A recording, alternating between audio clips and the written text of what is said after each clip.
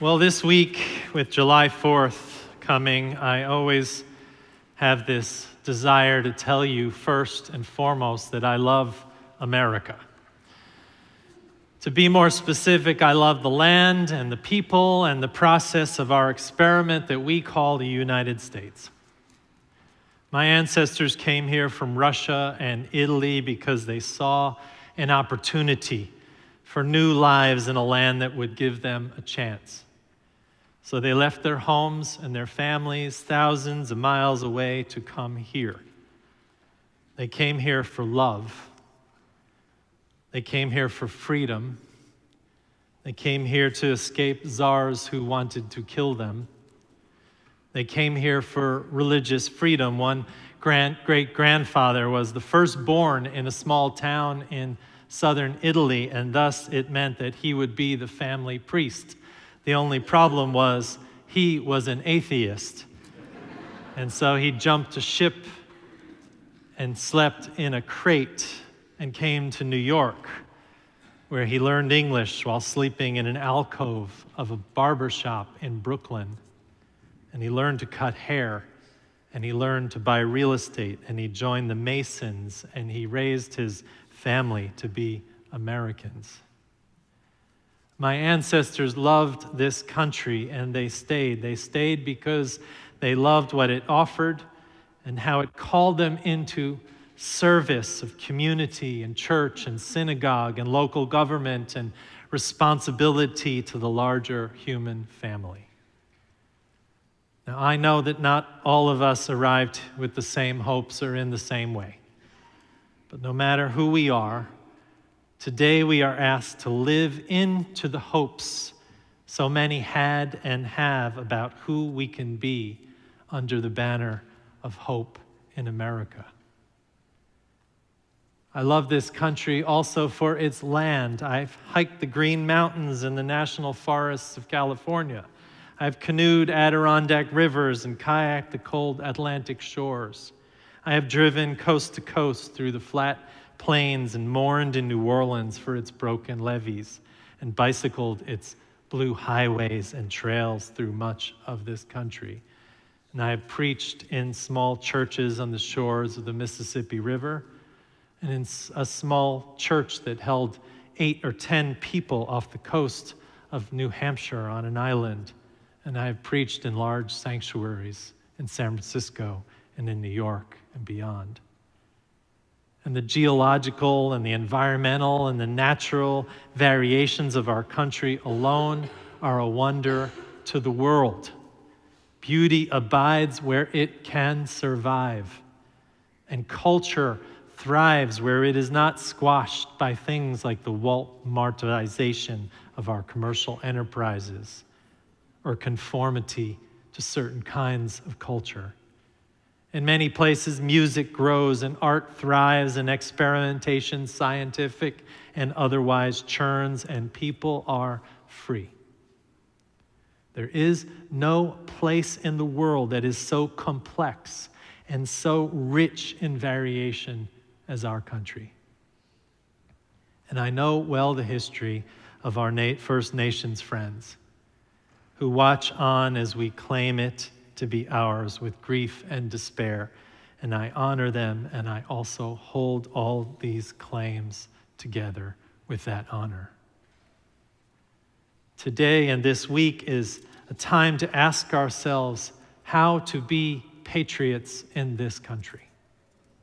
With a nation divided against itself, with courts filled with judges who want to overturn the rights we cherish, with guns blazing in cities and country settings, with policing both necessary and questionable for its occasional misuse of power, for women forced to birth children they are not able to nourish, for school boards and local elections being driven by extreme right-wing agendas. We ask ourselves this week when we celebrate our country, can we come to it patriotically? Bernard-Henri Lévy, a French philosopher and writer, traveled all over this country in the 20th century, the kind of Alexis de Tocqueville of the modern day. And he depicted what I think are amazingly good critiques of our country in his book, American Vertigo. He said he experienced a vertigo of sorts that had 4 symptoms in observing our country. The first is that we are obsessed with the memorializing, entombing, and antiquating of many things. He points to the traveling exhibits of Elvis's robes, to the St. Louis Museum of the history of bowling, or exhibitions of so-called fossils trying to prove that evolution does not exist. And he says these cheap memorials are in absurd contrast with the exceptionally impactful places that exist in our country, like Holocaust museums, like plantations preserved to tell the stories of enslaved people, like workers' rights memorials and memorials to people like Dr. King and Vietnam veterans. And second, Henri Lévy says the vertigo is increased by the symptoms of obesity, not obesity of the body or individual, but social obesity, economic, financial, and political. The obesity of our cities, malls, churches, SUVs, airports, election campaign budgets, our attention to unworthy pop stars, and more. This obesity, he says, is nothing more than greed gone wild. The Greeks called this hubris, a restless desire for power after power, in which the Greek culture of the ancient world said there is only one inevitable end to hubris, which is death. He said the third vertigo he knew when he met America was the extreme of American poverty. In America today, if a family of 4 makes less than $30,000, they live under the poverty line, in danger of massive food insecurity and loss of health care. In most countries, $30,000 would be a lot. The problem is we have collectively ignored poverty. We have moved it to the edges of our cities, where people are not taught that they are holy and worthy, but only taught to learn to accept their plight. Dallas is no exception, friends. Dallas City Hall flagged the challenge of poverty in our city. In a recent report in this city, it said that during the past 15 years, the number of people living in poverty in Dallas has increased 42%, outpacing the city's population growth.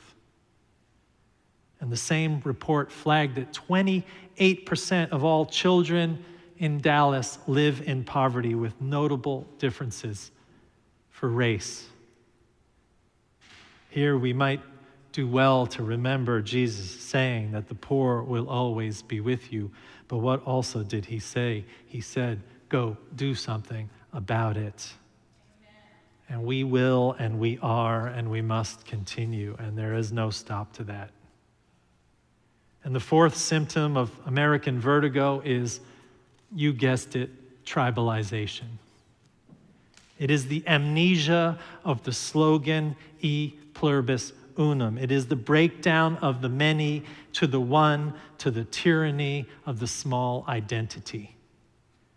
Hamilton and Madison and Jay and other founding fathers and our religious ancestors described this as the evil of factions.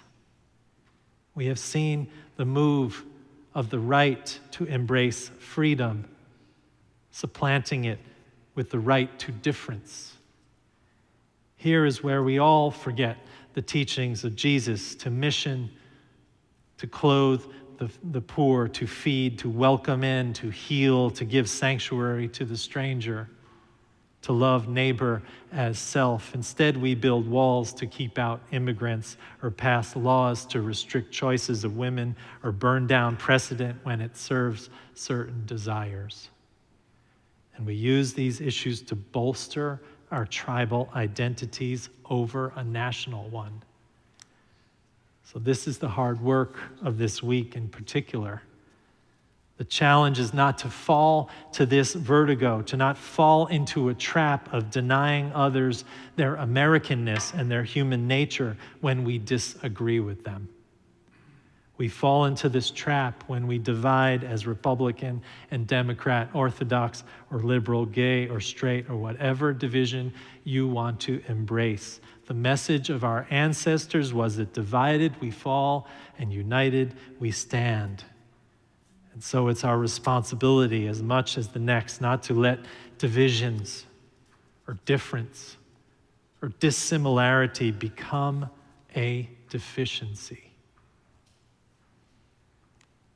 As I thought about all this and these observations of Henri Levy in our country, I thought about what have I seen in our country. And I remember a particular 4th of July when my children were small. We were on Cape Cod with our family, as we had done many years. We decided to attend a local 4th of July parade.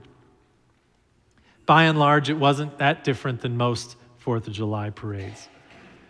We brought our lawn chairs and water bottles and snacks for the children, between trying to keep them from running into the street to chase the lollipops, the water bottles becoming the water guns, or the grandparents from becoming uncomfortable. We met a man at that parade. He turned out to be the kind of man that people know in a small town. He wasn't the mayor. He wasn't the preacher. He was a mild-charactered man who had designed the local baseball field.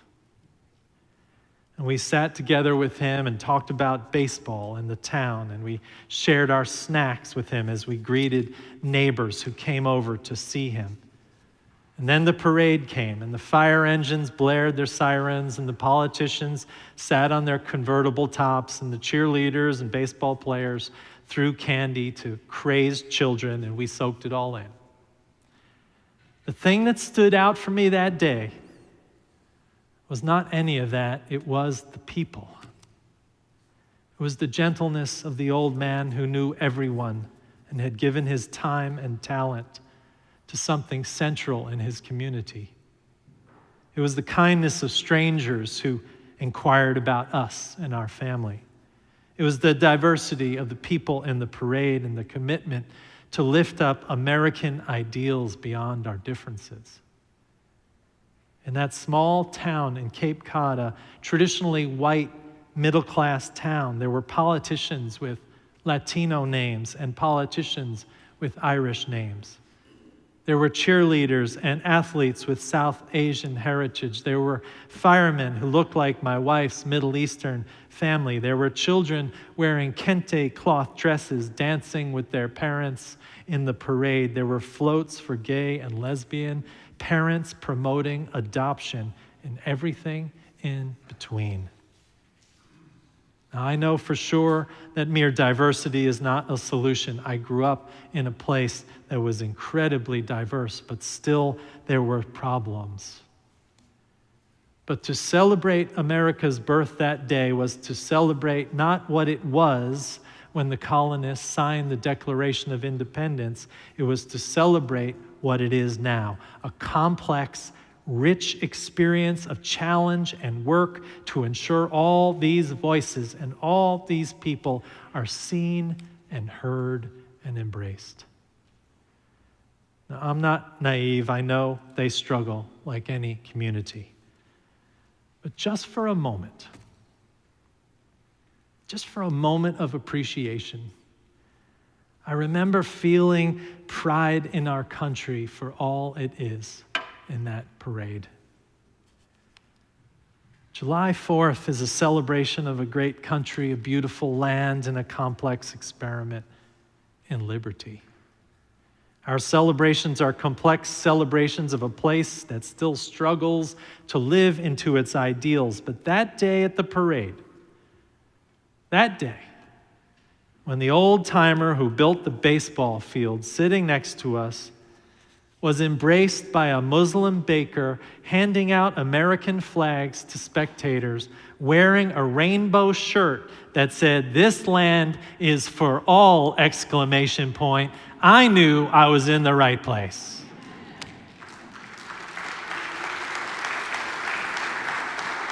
Because when I reflect on moments like that, and the many of my experiences here in our country, my patriotism emerges. Not as blind, love it or leave it, not as despair for our divisions or bland acceptance of those who want to destroy democracy, but rather a patriotism that demands that we see this complex country for what it is, a country of immigrants, a country with a violent history that includes the brutal treatment of enslaved people who built the foundation of our country, a country that has provoked wars, has unfairly imprisoned too many, a country that has given a platform to absurd political agendas where millions of people vote against their own benefits in the name of agendas that they are brainwashed by cable news for. And still, that country demands that we use our liberty to critique it and review it and to find hope in it and its future existence. Our religious ancestors fought for democracy because they believed in the freedom of worship. So many of us have fought for the rights of women and people of color and voting and so many more things, and we will continue to do so. And we have our obsessions, and we have our obesities, and we have our poverty, and we can let those freedoms be eroded and let the strong-willed push us aside and win, or we can fight with compassion to keep our country together. We might do well this national holiday to ponder how much stronger a loving, embracing faith and civic attitude is than a brittle bitterness to build our country. We might consider how to be patriots in a flawed but amazing country. We might consider how to stand at the edge of our parades, waving a flag of hope and love for a place that we call home, knowing that we do it with continual and fervent hope for its rebirth and its renewal. So, friends, I wish you a happy 4th of July week. I hope I haven't complicated it too much. But I'm saying to you, let us find a way to celebrate it, all of it, as we participate in the rewriting of parts that need revision and believe in our patriotic duty to make this place what it should be. In a minute, we're going to sing a familiar yet revised song. We were going to sing My Country 'Tis of Thee, but include 2 verses rewritten by one of the most articulate Black intellectuals in American history, W.E.B. Du Bois, who in the reading that Beth read this morning said, "When I am asked to rise to sing this song, I look around and know I can't unless it is revised and rewritten to include me." And so we will sing in honor of the country we want to be, a country that none of us should stand on the sidelines and applaud without putting our foot and our hands to work, foot in the circle of work to make it a better place.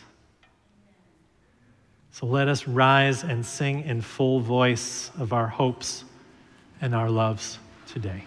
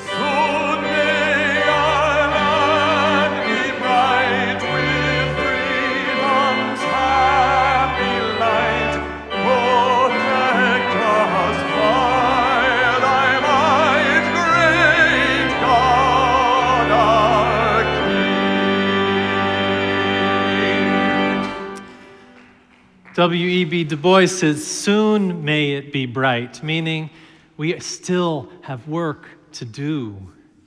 And if we step back and let others do it, our values will be crushed and crumble. Our values that surround compassion and love and freedom and dignity for all. So friends, go in peace. Walk softly on your path. May God shine in you all the days of your life. Amen.